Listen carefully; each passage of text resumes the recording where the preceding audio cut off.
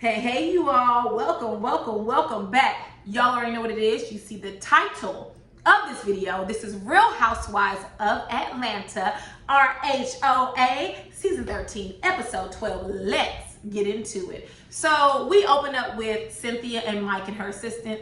Cynthia is 4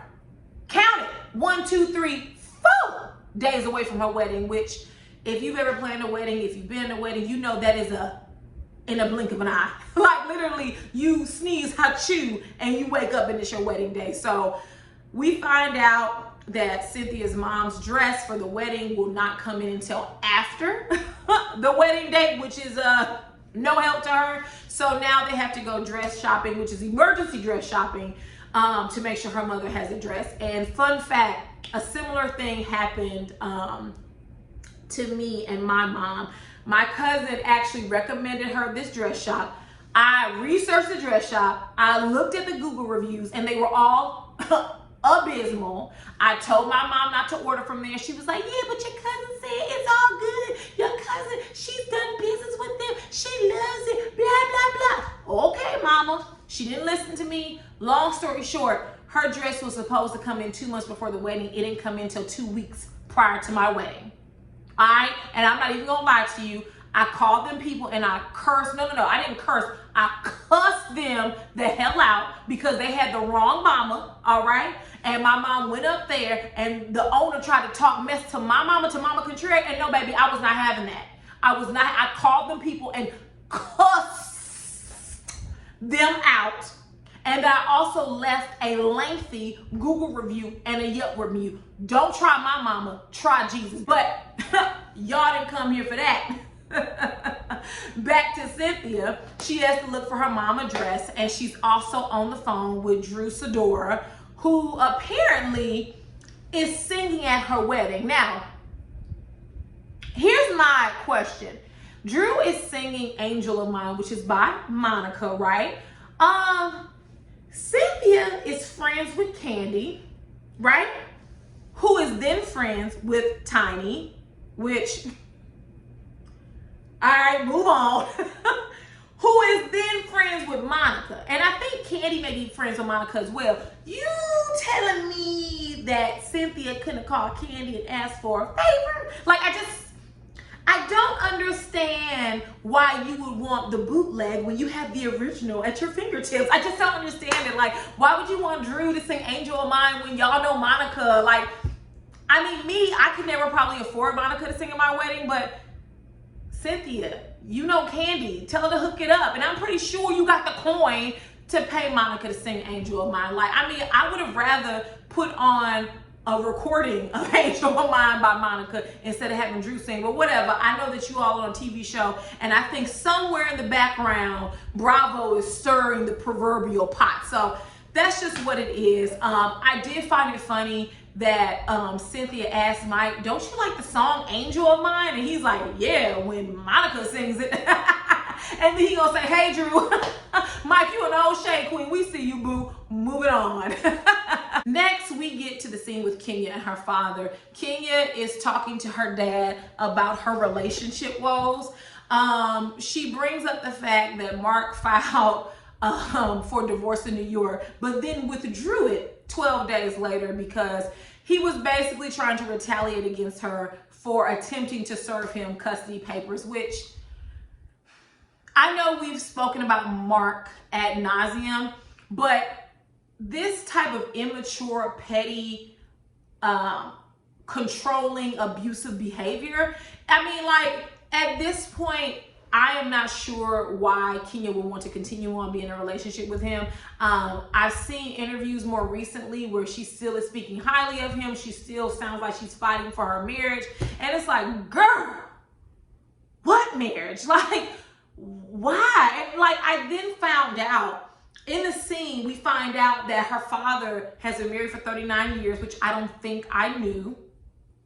It could have been mentioned earlier in the show. I just didn't know that. And then we find out that her father wasn't at her wedding. He wasn't even invited to the wedding, so he's never met Mark, which, mind blown, that explains everything. Because You know, abusive people, the way they work is they want to get you as far away as they can from your friends and family. And to say that your father has never met him, like y'all just had this shotgun wedding and you didn't even get to invite some of the people that were closest to you, which that gives me a lot more insight onto who Mark really is. Kenya decides that she needs to go to therapy, which is for the best, because Kenya does need to get down to the bottom why she keeps selecting men who are abusive, right? Why would she enter into a relationship and stay in a relationship with a man that is obviously controlling, manipulative, you know, all the negative things that we can assign to him, all the negative characteristics we can assign to him. That's what Mark is. I do feel sorry for Kenya, because in society, and if I said it once, I've said it a million times, there is a societal pressure on women to not only get married, but also have children. And if you don't do either one of those, or actually both, then you're valueless. Like, how many times have you heard women say, well, that's why she ain't got no man? How many times have you heard people criticize Halle Berry and say, well, she's something wrong with her because she can't keep a man? We literally center women's identity in marriage. Like, if you're not able, or just long-term partnership, right? If you're not able to keep a man, then there has to be something wrong with you. If you can't find a man, then there's something wrong with you. And so I can't blame Kenya, but I just want her to wake up and smell the coffee, because Mark ain't never gonna change. Moving on. Next, we get to the dinner with Drew and Kenya. Drew has invited Kenya to dinner. She wanted to have a one-on-one with her because she really wanted to talk to her.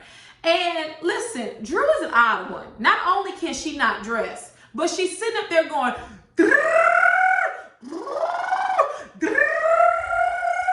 like, girl, like, Drew, like, it was odd to me because we haven't seen her do that in any other scene. And granted, they could have cut it out. They could have left it on the cutting room floor, but it's like she was preparing for a show. Does that make sense to you all? Like, Real Housewives of Atlanta is definitely a show. It's a TV show. It's a reality TV show, right?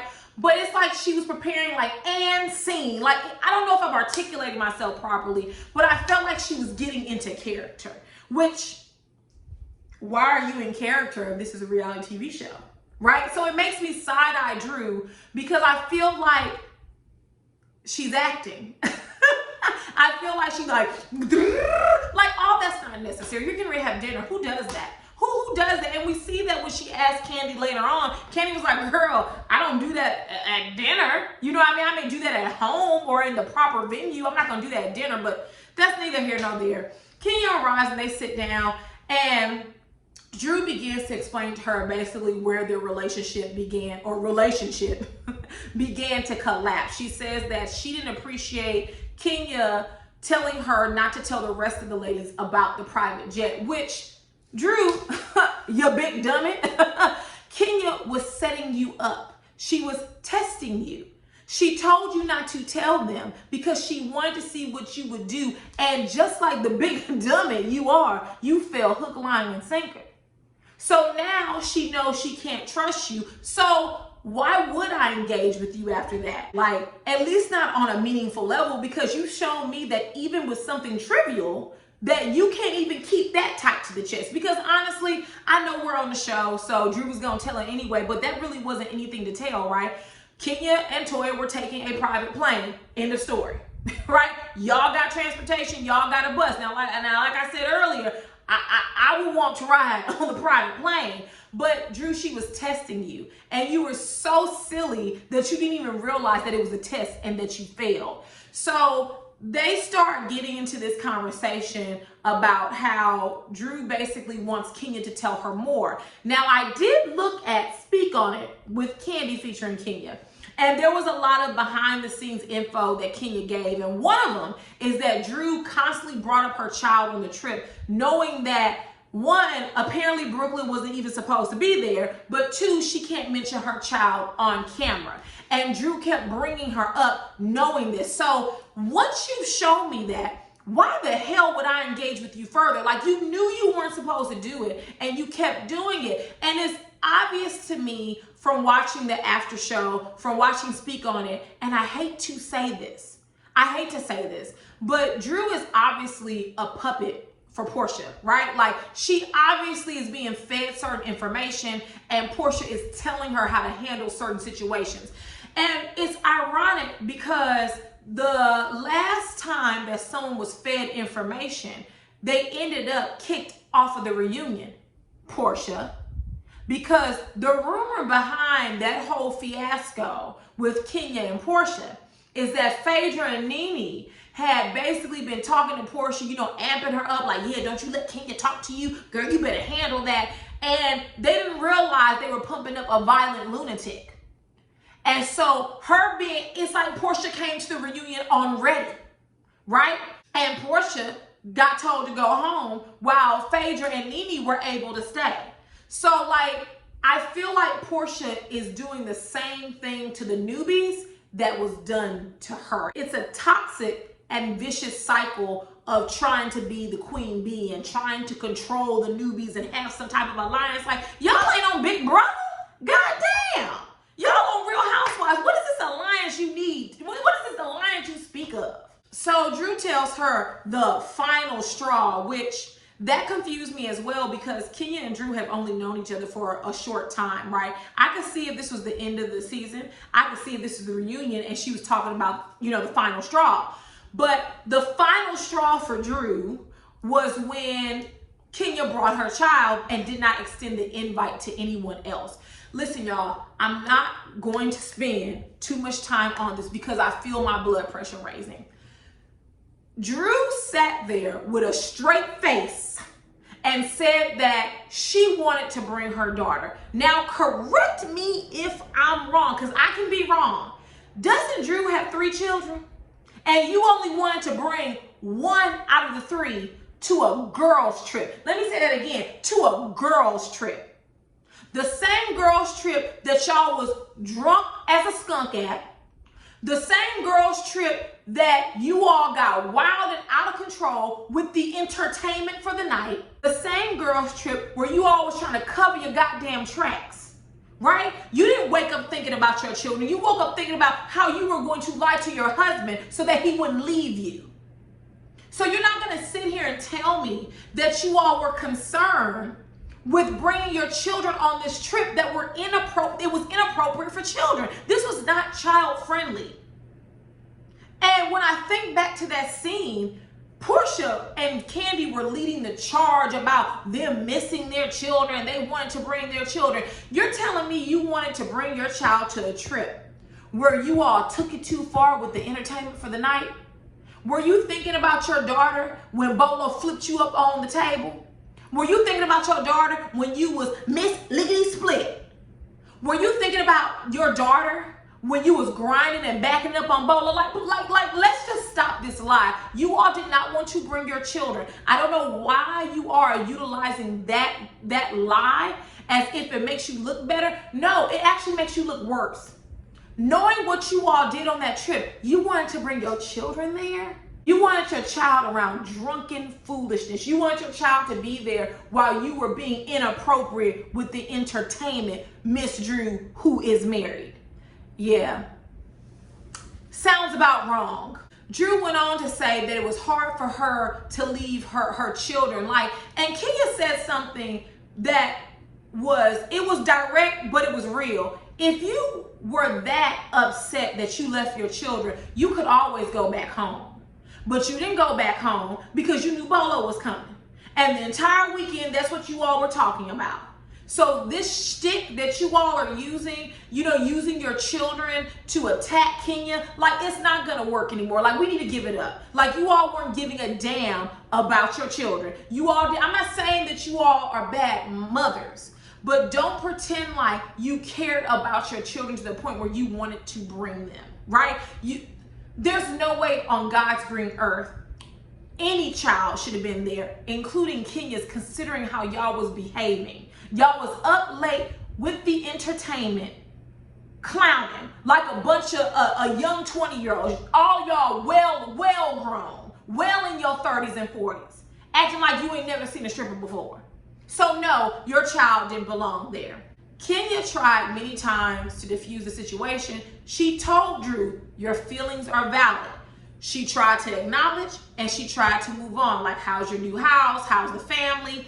And even after Kenya would try to move on, Drew would wrap right back around. But do you see how I feel? Do you see where I'm coming from? No, we don't see how you feel. And no, we don't see where you're coming from. And she even said, why are we talking about this again? Like, I thought we were moving forward. And every time Kenya would attempt to move forward, Drew would, do you see where I'm coming from? Do you understand? No, we don't understand. We don't see where you're coming from. And we don't care, Drew. We don't care.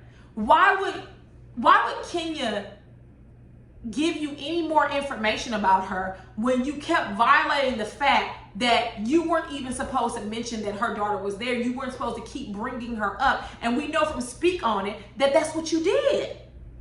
And so now you want this woman to open up to you when you have shown her at least twice, that the viewers know of, that you can't be trusted. And like they proceeded to get into this Sheree and Marlo. You guys remember Sheree and Marlo back, what was it, season 4 or 5? They did one of those where they were talking over each other. Finally, Kenya decides to get the check.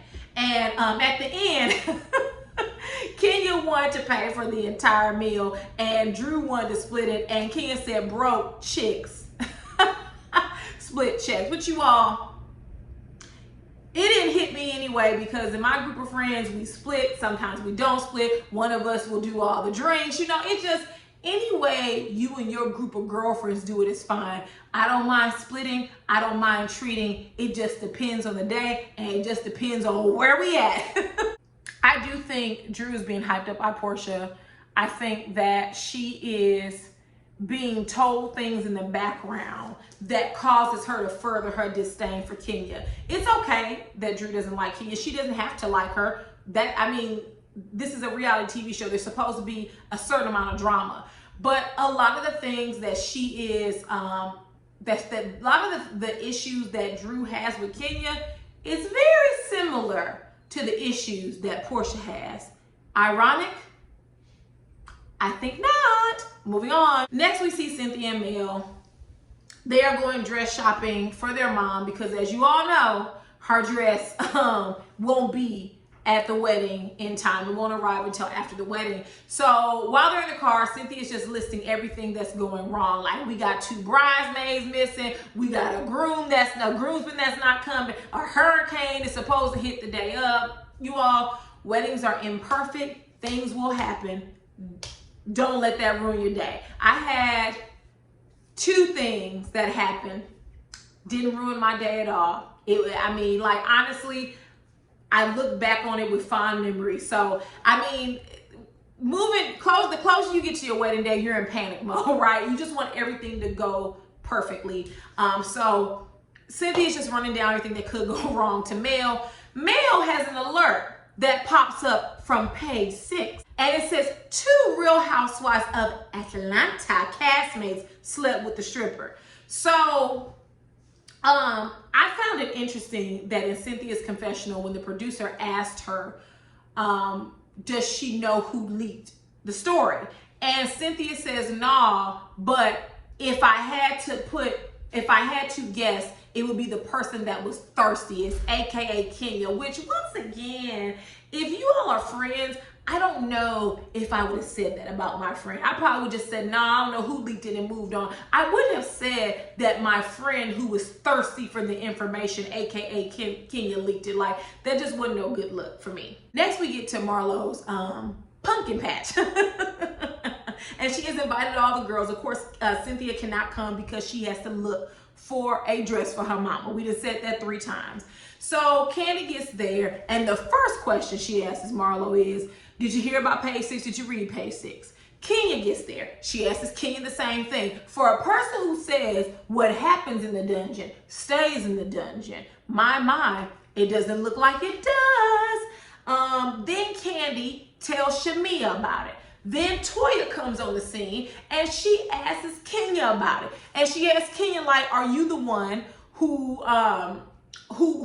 told this to page 6? Which, to me, at no point did anyone say you know, this story is fake, so who cares what page 6 says, right? And then we also learn that Tanya has not come around since they came back from the bachelorette party, right? Which tells me that Tanya was hella guilty about something. You just don't go MIA for no reason, right? Like, it lets us know that Tanya conducted herself in a way that was unbecoming to her, or so she felt, and that it could have been detrimental to her 10-year engagement with Paul. So that her behavior alone tells us everything we need to know. Then Toya, in her confessional, she says that she truly believes that Kenya leaked this information, which, once again, we have Cynthia in her confessional saying she thinks Kenya did it, right? She didn't name her directly, but who else she talking about? Then we have LaToya, who is also supposedly friends with Kenya, saying she thinks she leaked it. For me, I don't think anyone in the cast leaked it. I think it was the production company. Like, it's really not that hard. You all, like, why wouldn't the production company do it, right? Like, not only is it salacious, but it creates gossip and anticipation for the show. Like, it's the best publicity you can have. So to see everyone try to point fingers at different castmates, like, y'all, it wasn't none of them. It was the production, right? Like, the production did that crap. We see Drew enter, and Drew has on a bad boy for life, pleather orange outfit on.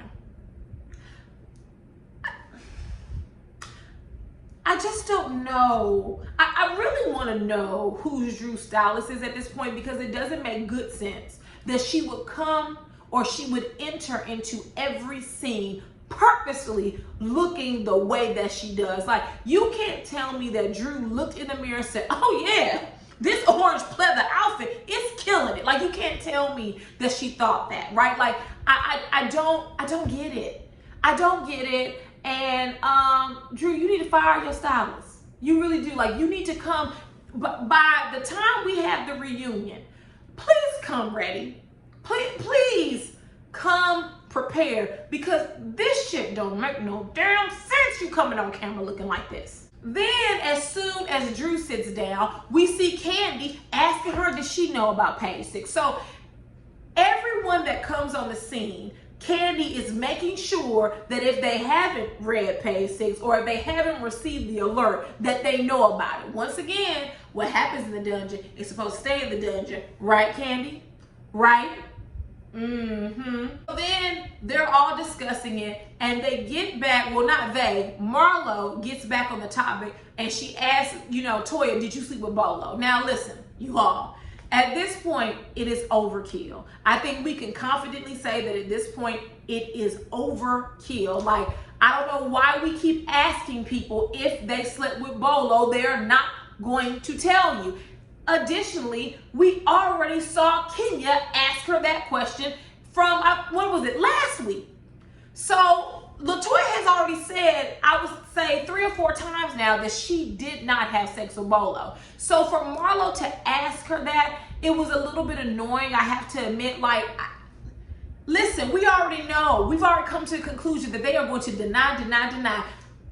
Let's stop asking about it, right? And so Shamia jumps in. She said, well, the people who keep bringing it up are the people that slept with the stripper, which Marlo, I don't know if you all caught it. Marlo gave Shamia this look, and then she cut her eyes at someone. I assumed it was Kenya because of how they were filming. It looked like she cut her eyes towards Kenya. I don't know if Marlo was holding back from going in on you, Shamia, but you might want to keep it cute and put it on mute. And here's why. You going real hard for your friend, and your friend would not go hard in the paint for you. You doing a lot of pontificating and setting people straight, when Portia's grown, she can defend herself. She can do just like Toya did, or not Toya, but Tanya did, and run her ass off the show. Like, no one's keeping her here. Like, you don't have to keep defending her. Like, she's your friend, but you don't have to keep defending her. While they're there, they decide to call Cynthia, who is at the dress shop. And basically the point of this scene was to reveal that Cynthia does not have a prenup, which you all, I don't know what to tell you. Like, At this point, if Cynthia don't know better after being with the likes of Peter, then she won't know nothing at all. Like, she said she gonna get it posting up. Like, listen, from what I know, Mike is a successful man. Maybe she does not want a prenup. Maybe he's more successful than her, right? So, you know, it is what it is. Like, I'm not going to fault Cynthia. Like, that's her marriage. I couldn't care less. So we cut back to the pumpkin patch, and they are getting on a hayride. As they're getting on the hayride, they're wondering where Portia is. Long story short, Portia drove all the way past the event. If you let me tell it, it was purposeful. But she done drove all the way past the event. She's not going to be there for another hour and 45. So they get on the hayride.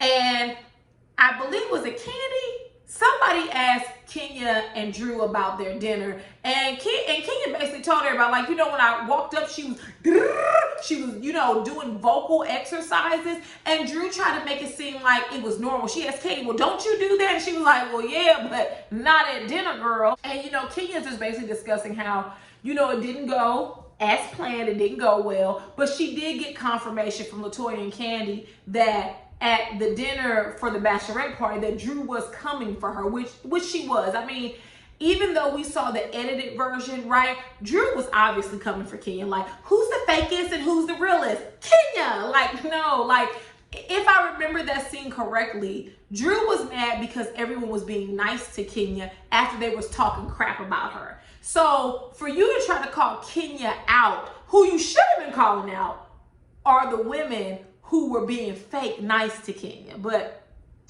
that's neither here nor there, because why would you do that when you only want to pick on Kenya? After they get off the hayride, it's getting late. Ain't nobody trying to wait for Portia, but Shamia stays, Marlo stays, and Drew stayed to wait around for Portia. As Kenya is driving away, you know, right? I think Marlo made a joke like, hey, Kenya, Drew needs a ride home. And Kenya's just like waving around like, no, she may need a ride home, but not in my car, she won't. And Drew turns to them and says, you know, those vocal exercises, you know, it helps to loosen your tongue. So she may need to do that, you know, because I know she got problems with her marriage. Maybe her marriage will work. I'm not sure why Drew keeps attacking Kenya's marriage. Like, don't get me wrong. Kenya's marriage is nothing to be desired.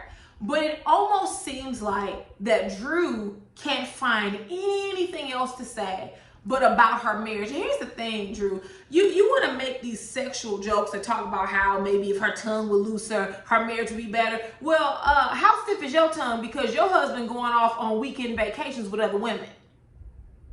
So all this, you know, she always constantly says how Kenya needs to take relationship advice from her, or she needs to do these tongue exercises because maybe it'll help her in her marriage. Like, there is something to be said about a person that bases keeping a man around doing sexual tricks or fulfilling sexual fantasies. Like, if that's the case, then Portia, who's the freak of the week, wouldn't have any problem keeping a man, right?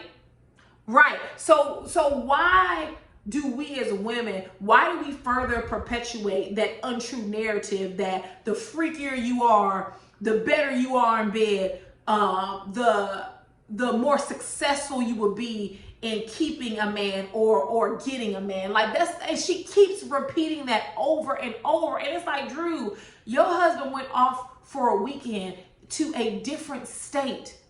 And till this day, you don't know what hotel he stayed at. Hell, you don't even know if he stayed in a hotel. You don't know who he was with.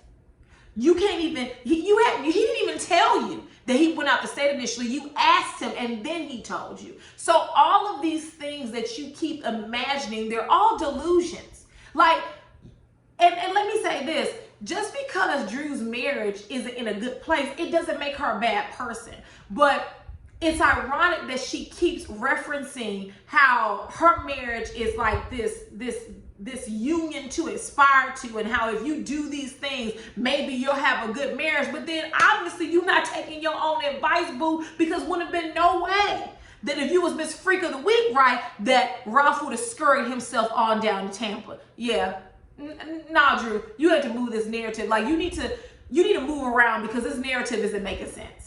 And not only is this narrative not making sense, this type of thinking is very archaic and it's very Neanderthalic. Like, like I said earlier, we have to move away from making women feel that if they can fulfill a man sexually, that alone will keep him around, that alone will keep him faithful. Because if that's the case, Portia, who's freak of the week, you know, pick your flavor every day, would have 5 husbands, right? Like, we know that to be untrue, right? And so when you keep saying that, it's very archaic in thinking. It's very actually sexist in thinking, because it's putting the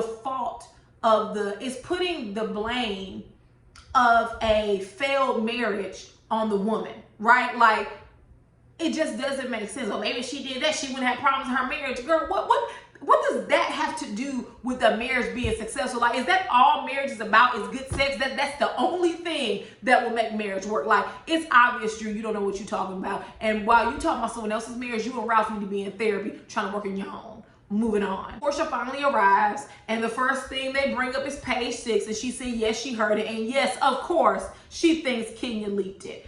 Marlo suggests that her and Kenya need to talk, which I disagree with. Her and Kenya and Portia don't get along. There isn't a need for them to talk. They've tried several times, and it has failed each and every time. So they just need to move on. They're not going to be friends. They're not going to be associates. They barely can be in each other's presence. Something Marlo mentioned to Portia was that she feels that since her and Kenya are in a better space now, and they're working towards a friendship, that Portia has cooled off of her. And Portia said, girl, I ain't cooled off of you. She said, well, I haven't heard from you since the bachelorette party. She said, well, girl, I ain't talked to Shamia. She my best friend. See, Marlo, you're not stupid, Marlo. You're not stupid. Portia is not talking to you, because as soon as you walk down those stairs at the bachelorette party, Portia was giving you the look. She was pissed. So Marlo, you're not silly. You brought it to her attention, but listen, Portia lies about everything. Of course, she's not going to tell you she's not talking to you, because she's not ready to have that conversation with you. Portia is very petty. She's very immature. She's very mean. She's very vindictive. Yeah, you're right, Marlo. You're not going crazy. She's not talking to you. And she used her best friend Shamia as a scapegoat. But I guarantee you, she's talked in some form or fashion to Shamia, whether it's text, FaceTime, whatever, email. She's talked to that girl. But she just told you that because she knew Shamia wasn't going to dispute it. So Marlo, you ain't going crazy. Portia isn't talking to you, and she doesn't like that you and Kenya are friends. Moving on. Next, we get to a random scene with Shamia, Drew, and Portia, and they're basically talking about their dislike for Kenya. I don't know what to say at this point. Like, I just don't know what to say at this point. Like, it's really becoming redundant. Like, we get it. Shamia doesn't like Kenya. Portia doesn't like Kenya, and Drew doesn't like Kenya. I'm not sure why we had to see that scene. If you don't like somebody, usually you just don't talk about them. Moving on. We then see Kenya. She is going to see her therapist, who happens to be a Black woman, and she's basically there to talk about her poor relationship decisions and her relationship issues with Mark. And she reveals to the therapist, of course, that, you know, her mother abandoned her hours into her birth, and that her mother didn't raise her, and she treated her and made her feel like she was invisible, and the whole family was complicit in doing this. And they flash back to the scene of Kenya with her aunt, and I remember that scene very vividly, and I remember how it made me feel. I was so angry that I could have slapped the Quo Vadis off of her aunt. It made no sense that when we first met Kenya's aunt and cousin, the cousin was saying, oh, well, it's not that you didn't have a mom. I shared my mom with you. My mom is your mom. But she really wasn't. I feel like her aunt was there to prevent Kenya from receiving or demanding more answers from her biological mother. I feel like her aunt was there to kind of keep an eye out and keep Kenya at arm's length. Like, I'm an aunt, and I would never do that to my nieces and nephews. I would never do that. And you have to have some type of dislike for a person to do that. Like, Kenya's mom owes her some answers. She owes it to Kenya. She doesn't even acknowledge her. She wouldn't even talk to her. And the fact that her aunt sat there and said, no, you didn't have a right to do that. You don't have a right. That's my mother. And her aunt sat there in disgust and defended her trifling ass sister, but didn't go to bat for Kenya. And that told me everything I needed to know about that aunt. And I cannot remember if we saw her after that season or not, but I'm actually happy she hasn't been on my screen because she's trifling and she's low down, as my mom would say. She's trifling and she's low down. Kenya then talks to the therapist about how when she was 15 years old, she got into a relationship with a man that was 11 years her senior, aka a grown-ass man decided to abuse and prey on a 15-year-old child. When I was 26 and 27, I didn't go around looking for 15-year-old boys to date. Why would I do that when I have all these adult men at my disposal? Why would I do that? But I'm also not a predator.